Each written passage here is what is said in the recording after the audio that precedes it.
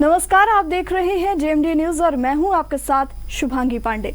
आज बात गणतंत्र और गणतंत्र के नायकों की। गणतंत्र दिवस पर पूरे देश में खुशी का माहौल है। भारतीय इतिहास में स्वतंत्रता दिवस और गणतंत्र दिवस का अपना अलग ही महत्व है। दरअसल जितना देश की आज़ादी का दिन प्रमुख है, उतना ही खास लोकतंत्र का स्थापना का दिन भी है। आपको बता दें कि 1857 से शुरू हुआ आज़ादी आंदोलन के सपने का सफर 1947 में पूरा हुआ था, लेकिन ये आज़ादी अधूरी थी जो 1950 में हमारे देश के गणतंत्र राज्य बनने के बाद फलीभूत हुआ। गणतंत्र दिवस और उसके नायकों पर आपके लिए ये खास रिपोर्ट।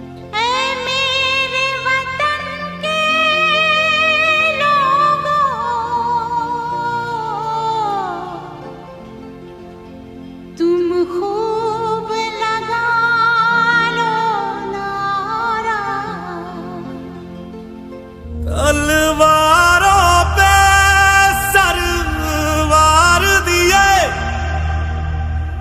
अंगारों में जिस्म जलाया है, तब जाके कहीं हमने सर पे ये केसरी रंग सजाया है।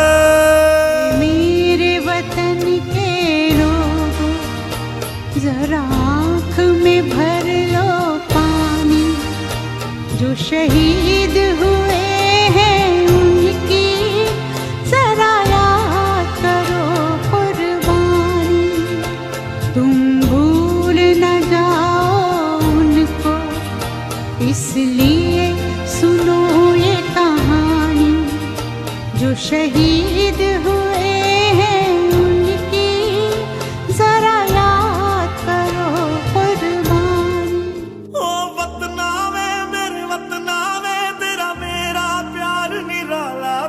कुर्बान हुआ तेरी असमत पे, मैं कितना नसीबों वाला था।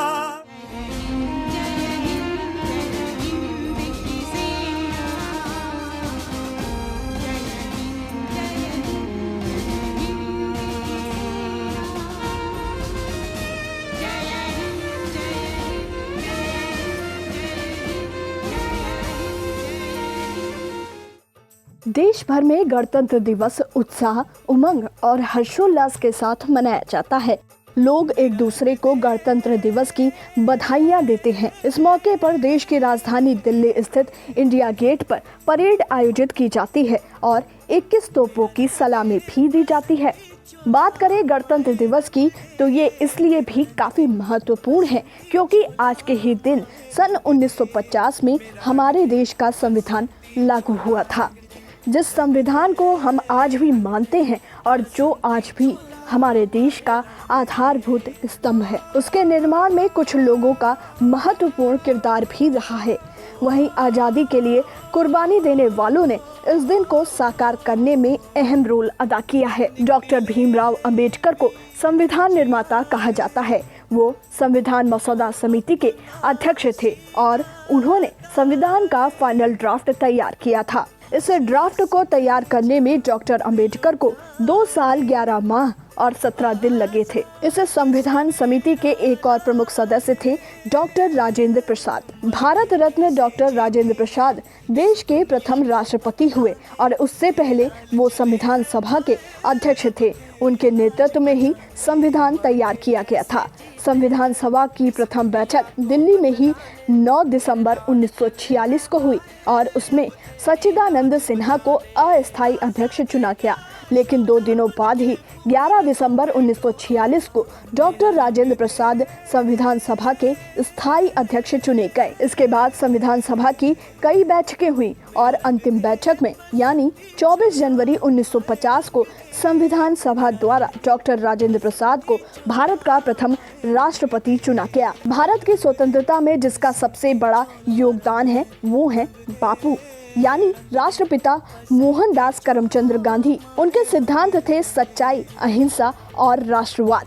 गांधी ने सत्याग्रह का नेतृत्व किया, हिंसा के खिलाफ आंदोलन किया, जिससे अंततः भारत की आज़ादी की नींव रखी गई। उनके जीवन भर की गतिविधियों में किसानों, मजदूरों के खिलाफ भूमि कर और भेदभाव का विरोध करना शामिल है। वो अपने जीवन के अंत तक अस्पृश्यता के खिलाफ लड़ते रहे। इतिहास के कुछ पुराने पन्नों को पलटें तो संविधान और आज़ादी के लिए हुई इस लड़ाई में कई और महानायक जुड़ जाते हैं और उनमें से एक है बाल गंगाधर तिलक। बाल गंगाधर को आधुनिक भारत का निर्माता कहा जाता है। स्वतंत्रता के साथ इन्होंने देश को आगे बढ़ाने के लिए शिक्षा पर जोर दिया। लाल बाल पाल के बाल गंगाधर तिलक को देश लखनऊ समझौता और केसरी अखबार के लिए भी जानता है। भारत को एक स्वतंत्र और गणतांत्रिक देश बनाने का सपना देखने वालों की अगर बात हो और सुभाष चंद्र बोस का नाम ना हो तो बात पूरी ही नहीं होती। सुभाष चंद्र बोस भारतीय स्वतंत्रता संग्राम में एक ऐसा अध्याय लिख कर गए जिसमें आज़ादी की चाहत भी थी, लेकिन खून देकर। ICS अफसर की नौकरी छोड़कर आज़ादी के लिए लड़ने वाले नेताजी और उनकी एक आवाज़ पर हजारों लोगों ने अपने प्राण न्यौछावर कर दिए थे। अंग्रेजों के खिलाफ देखते ही देखते उन्होंने पूरी एक फौज खड़ी कर दी। उनके कंठ से निकला नारा जय हिंद आज भी देश के हर नागरिक की जुबान पर रहता है। भारतीय स्वतंत्रता संग्राम के इतिहास में भगत सिंह का नाम सुनहरे अक्षरों में लिखा जाता है। भारतीय स्वतंत्रता में उनका अत्यंत महत्वपूर्ण योगदान रहा है। भगत सिंह का नाम विश्व में 20वीं शताब्दी के अमर शहीदों में बहुत ऊंचा है। मात्र 14 साल की उम्र में भगत सिंह ने देश की स्वतंत्रता के लिए जिस साहस के साथ शक्तिशाली ब्रिटिश सरकार का मुकाबला किया, वो आज के युवाओं के लिए एक बहुत बड़ा आदर्श है। भगत सिंह अपने देश के लिए ही जिए और उसी के लिए शहीद भी हो गए।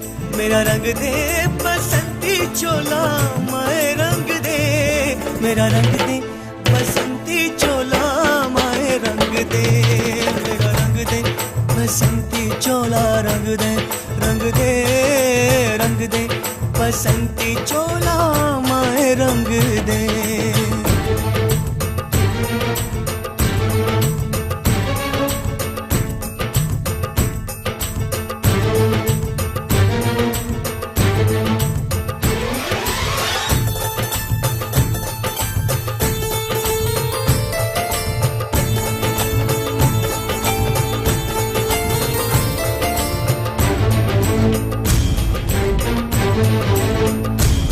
दिन आज का बड़ा सुहाना, मौसम भी बड़ा सुनहरा, हम सर पे बांध के आए बलिदानों का ये सहरा। भारत की आज़ादी की लड़ाई में लाखों लोगों ने भाग लिया था, लेकिन कुछ ऐसे भी लोग थे जो एक नई प्रतीक, एक नई प्रतिमा के रूप में उभरे। अपना नाम आज़ाद, पिता का नाम स्वतंत्रता और जेल को अपना निवास बताने वाले वीर थे चंद्रशेखर आजाद। वो आजाद जो 14 साल की उम्र में क्रांतिकारी बने। वो आजाद जिनकी शहीदी के बाद भी अंग्रेज उनके नाम से थर थर कांपते थे। उनकी उग्र देशभक्ति और साहस ने उनकी पीढ़ी के लोगों को स्वतंत्रता संग्राम में भाग लेने के लिए प्रेरित किया। चंद्रशेखर आजाद भगत सिंह के सलाहकार थे और उन्हें भारत के सबसे महान क्रांतिकारियों में से एक माना जाता है। काकोरी ट्रेन लूटना, वायसराय की ट्रेन उड़ाने का प्रयास और लाला लाजपत राय की मौत का बदला चंद्रशेखर आजाद के ही नेतृत्व में हुआ। देश की आज़ादी हमें यूं ही नहीं मिली, इसके लिए खून बहा है वीरों का। आज जैसे हम स्वतंत्र परिंदों सी खुली हवा में जी रहे हैं, उसमें आज भी महकता है गणतंत्र। उसमें आज भी लहलहाती है वो खुशियाँ जो सालों की गुलामी के बाद हासिल हुई। आज हम आज़ाद हैं, मन में स्वर है जनगण और मन के ये गणराज्य विरासत हैं हमारे लिए शूरवीरों की। Special desk JMD news.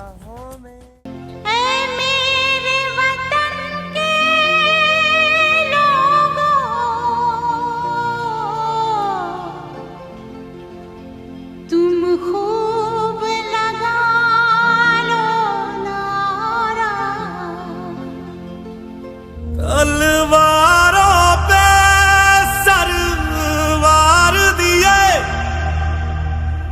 अंगारों में जिस्म जलाया है, तब जाके कहीं हमने सर पे ये केसरी रंग सजाया है। मेरे वतन के लोगों, जरा आँख में भर लो पानी, जो शहीद हुए हैं उनकी जरा याद करो कुर्बानी।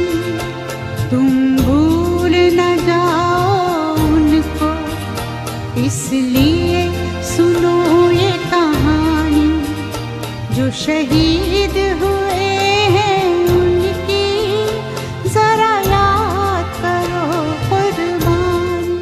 ओ वतना में मेरे वतना में तेरा मेरा प्यार निराला था, कुर्बान हुआ तेरी असमत पे मैं कितना नसीबों वाला था।